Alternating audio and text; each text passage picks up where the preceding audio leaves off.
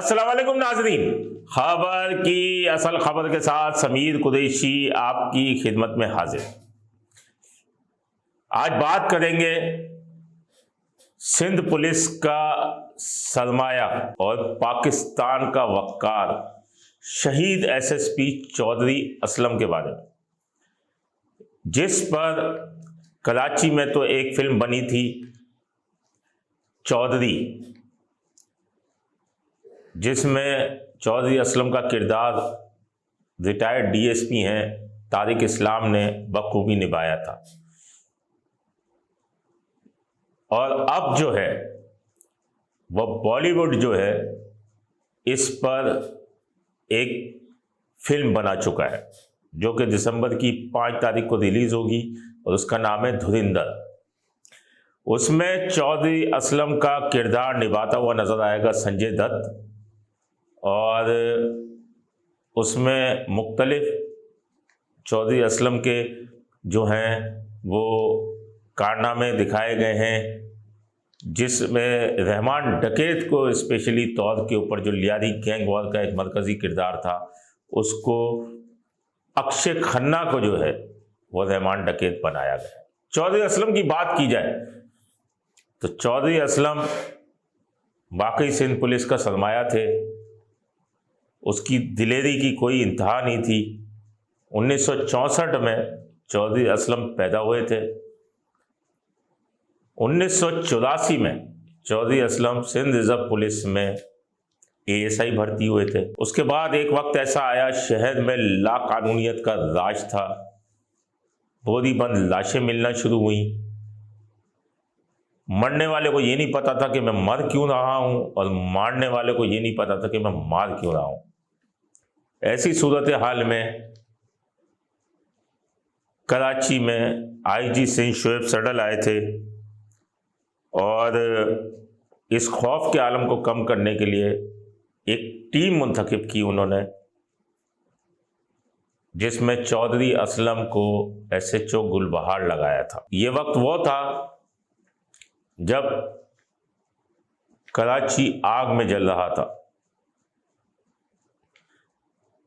लेकिन इनकी टीम ने, चौधरी असलम की टीम ने, इसके अलावा जो पुलिस की मुंतखब करदा टीम ने बड़ा इस कराची के अमन में हिस्सा डाला और अमन के क़याम में उनका बड़ा किरदार रहा। बाद अज़ां चौधरी असलम को कई मौक़े मिले, बहुत सारी चीज़ें हुई, कई हमले भी हुए चौधरी असलम पे, और चौधरी असलम ने बड़े हाई प्रोफाइल केसेस पे काम किया। कराची के पीसी होटल के बाहर एक गैर मुल्कियों की बस पर हमला हुआ था, उसके मुल्जिमान पकड़े, और उसके अलावा हाई प्रोफाइल केसेस में सौलत मिर्ज़ा का केस, शोएब खान का केस, लियारी गैंग वॉर के रहमान डकैत का केस, और इस समय जो है हाई प्रोफाइल केसेस इनके पास थे जो उन्होंने हल किए। सफ़ेद शलवार कमीज में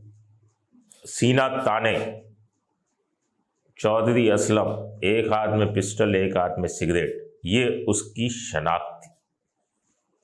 अब इस पे बॉलीवुड फिल्म बना रहा है और बॉलीवुड उसके किरदार के साथ इंसाफ कर सकेगा। अभी ट्रेलर रिलीज हुआ है, उस ट्रेलर में जो चीज़ें नज़र आ रही हैं उसमें रहमान डकैत को बड़ा खूंखार दिखाया है। इतना खूंखार तो वो नहीं था, खैर ठीक है, उसके कहने पे मर्डर होते थे।